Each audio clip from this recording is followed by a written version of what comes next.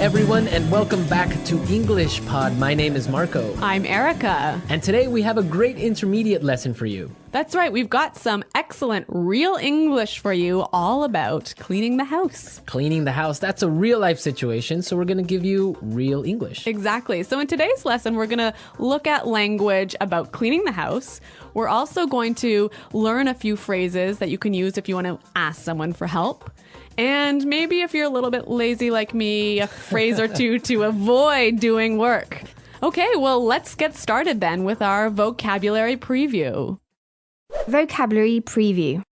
All right, great. We have two great words for you today. Erica, why don't you tell us the first one? The first word is such a mess. Such a mess. Such a mess.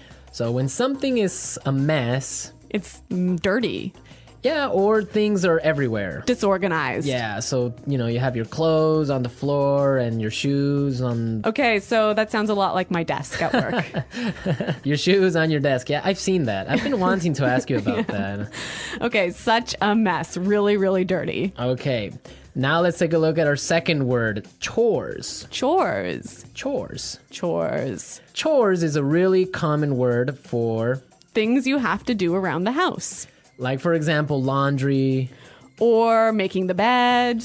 Or when you have to take out the garbage. Those are all examples of chores. Chores, yeah. I guess everyone can remember when they were kids, they had chores to do. Yeah, when I was a kid, it was my chore to chop wood. Chop wood? Yeah. That's a great chore.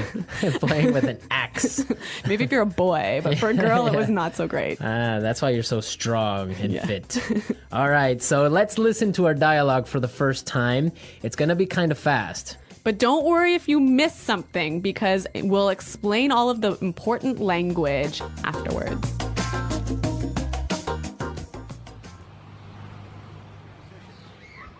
Honey, the house is such a mess. I need you to help me tidy up a bit. My boss and her husband are coming over for dinner and the house needs to be spotless. I'm in the middle of something right now. I'll be there in a second. This can't wait. I need your help now. All right. I'm coming. Okay, here's a list of chores we need to get done. I'll do the dishes and get all the groceries for tonight. You can sweep and mop the floors. Oh, and the furniture needs to be dusted. You know what? I have to pick something up in the mall. So why don't you clean the floors and I'll go to the supermarket and get all the groceries. Sure, that's fine. Here's the list of all the things you need to get. Don't forget anything. And can you pick up a bottle of wine on your way home?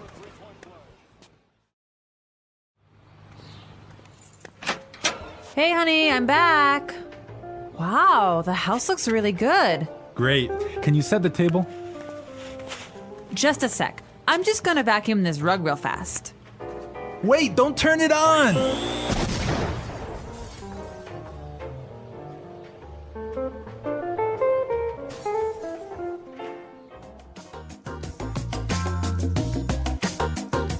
Oh my God, Marco, what happened there? An explosion. We love a good explosion here at English Pod. We're going to give you as many explosions as possible. Okay. Right. So let's take a look at our language takeaway. Language takeaway. So language takeaway is the part of our lesson where we teach you what we think are some really important words that are found in the dialogue. Exactly, and we have 3 really important words in our dialogue today. So let's start with the first one. Tidy up. Tidy up. Tidy up. So to tidy up means to... put things in their correct spot. Right, so put the shoes on the floor. Get those shoes off my desk. Exactly, so tidy up, organize things a little bit. Yeah, put things away. Okay, let's take a look at our second word now. Spotless. Spotless. Spotless. Spotless. So when you want something to be spotless... you want it to be really clean. Really clean, not a spot of dirt on it. Like your desk. Exactly, my desk is spotless. My desk is not spotless. All right, great word.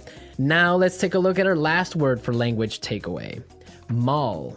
Mall. Mall. M-A-L-L, mall. Mall, yeah. It's a strange sounding word. It is a little bit funny sounding, but it basically means a large building with many shops inside, many different stores inside. Right.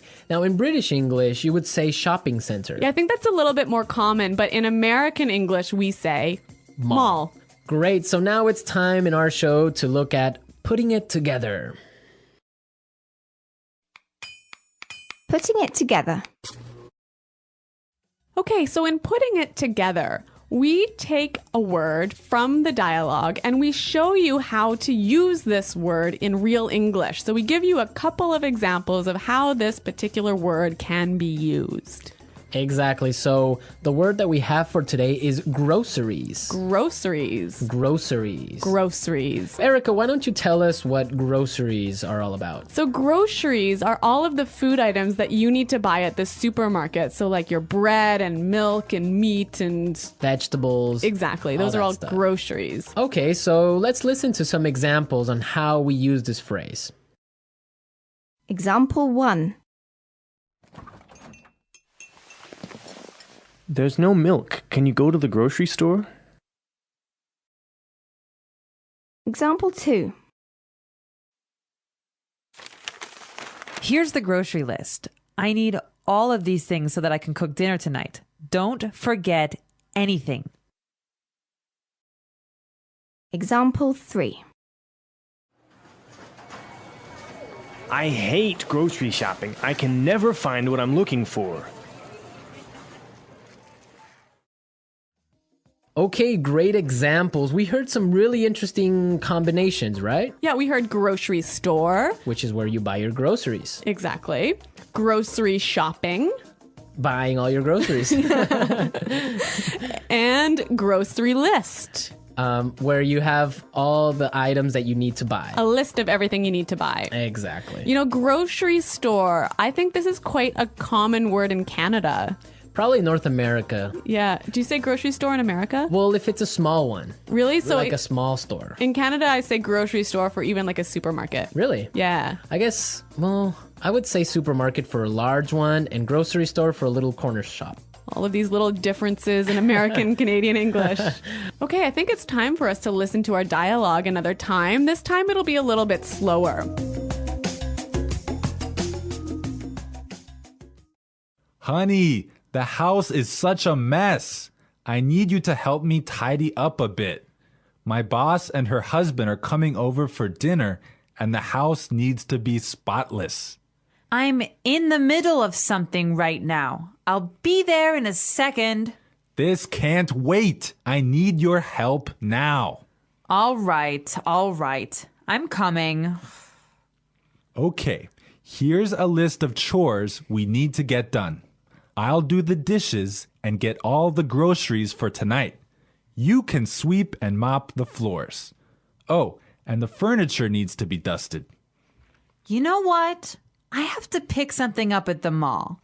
So why don't you clean the floors and I'll go to the supermarket and get all the groceries? Sure, that's fine. Here's the list of all the things you need to get. Don't forget anything. And can you pick up a bottle of wine on your way home? Hey, honey, I'm back. Wow, the house looks really good. Great. Can you set the table? Just a sec. I'm just gonna vacuum this rug real fast. Wait! Don't turn it on!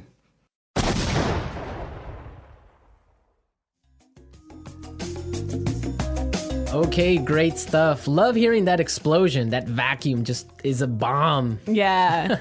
In this dialogue, there was some really interesting language that you can use if you don't want to do any chores in the house. Exactly. So it's time now for Fluency Builder. Fluency builder. You know, Fluency Builder is a part of our show that we use to take a common phrase or a word that you already know and show you how to express that idea more fluently and more naturally. Exactly. So let's take a look at our first idea that we want to explain. let's say you're watching TV like the woman in this dialogue, and your husband wants you to help him do the chores. And you say, no, I'm busy. Right. Or I'm doing something. Those are two great expressions, but we heard something a little bit different in the dialogue. I'm in the middle of something right now. I'm in the middle of something right now. Yeah, that phrase is great. It means she's busy. She's doing something. Yeah, I'm in the middle of something. Yeah. And so, Marco, you can tell us about our next phrase. Okay, well, now suppose that you want to say you'll be there soon. You might say, I'll be there soon, or I'm coming. exactly. But in our dialogue, we heard something a little bit different. Let's listen. I'll be there in a second. I'll be there in a second. So this is a more natural way of saying, I'll be there very soon. Yeah, you know what? I think I use this phrase almost every day. I'll be there in a second. Yeah. It's really common. Yeah, it means I'll be there really fast. Yes. Okay, so our final item today in Fluency Builder is a great phrase that helps you say the idea, could you or would you? Right. Or can you? Yeah, so can you sweep the floor? Could you sweep the floor? But in the dialogue, we heard something that's a little bit different. Why don't you clean the floors and I'll go to the supermarket? Why don't you clean the floors and I'll go to the supermarket? Great. So this is more natural and it's giving a suggestion. Yeah, it's sort of a polite way of asking someone to clean the floors. Right. It's a really good and polite way of saying it. Yeah, I would agree on that.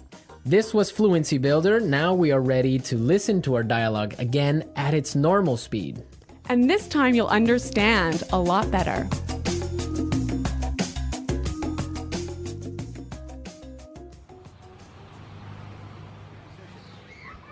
Honey, the house is such a mess. I need you to help me tidy up a bit.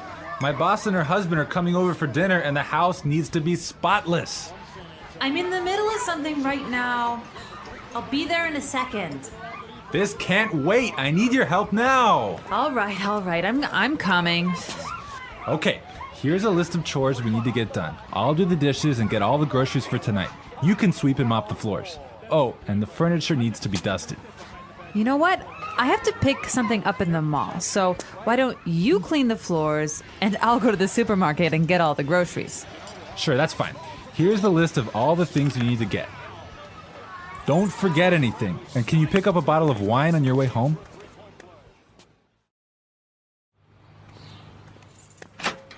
Hey, honey, I'm back. Wow, the house looks really good. Great. Can you set the table? Just a sec. I'm just gonna vacuum this rug real fast. Wait, don't turn it on!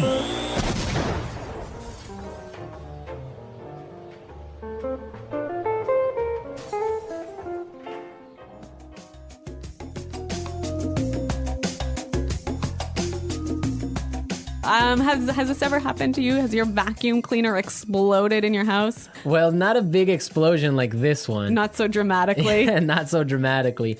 But I've had this happen to me before. Yeah. And dust everywhere. And it's a mess. You don't want to have. You know, this word vacuum is really a very American word. Yeah, vacuum. Vacuum the rug. Vacuum the carpet. Yeah, vacuum cleaner. In the UK, what did they say? Hoover. Hoover. Yeah, Hoover. Hoover the rug. Hoover the rug.